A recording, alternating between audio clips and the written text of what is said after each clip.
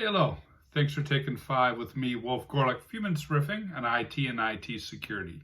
Today looking at password self-service and Active Directory.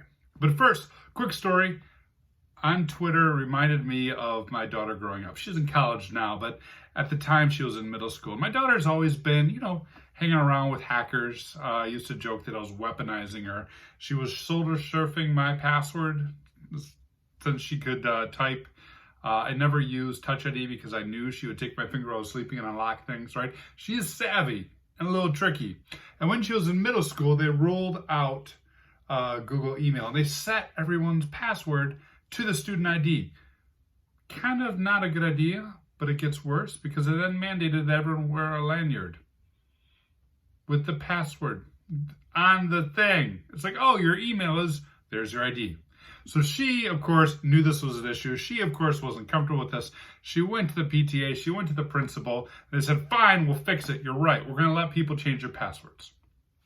Win. And then they're concerned that people would forget their passwords, so they stood up a help desk forum where students could click a button and it would reset their passwords back to the student ID. Losing. So the tip for you is this. The way we do password resets, right, is as important as the way we do passwords. Because if you can reset the password, it doesn't matter what the password is, the attacker can get in. Now, within Active Directory, specifically Azure Active Directory, there's now password self-service, right? Self-service password reset, or SSPR. So if you are concerned about your users needing to reset their passwords, you can enable SSPR and allow users to self-reset their passwords. Sounds groovy, sounds good. There's a couple caveats though. There's about 4 ways that this can work. The worst way is security questions. Where'd you grow up? What's your favorite sports team?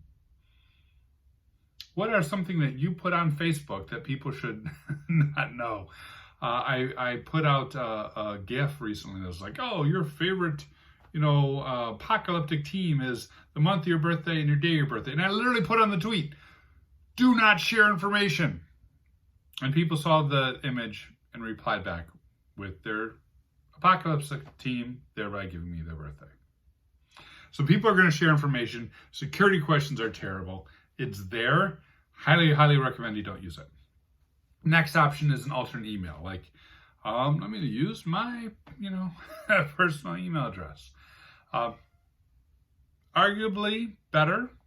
However, oftentimes if someone's breaking in and going through a rolling attack, if you read up on any of the types of, celebrities or writers or anything who have been attacked, on that path includes getting into personal email. So to tie your corporate security to their personal email security, I don't know if I trust that.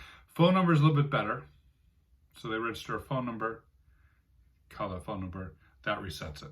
The likelihood of the phone being stolen, really low.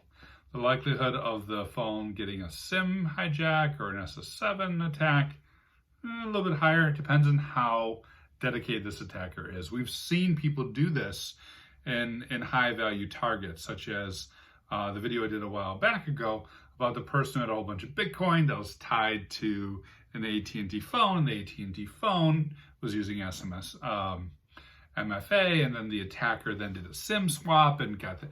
So we know that there's ways that phone can be bypassed. Better than email, a lot better than security questions.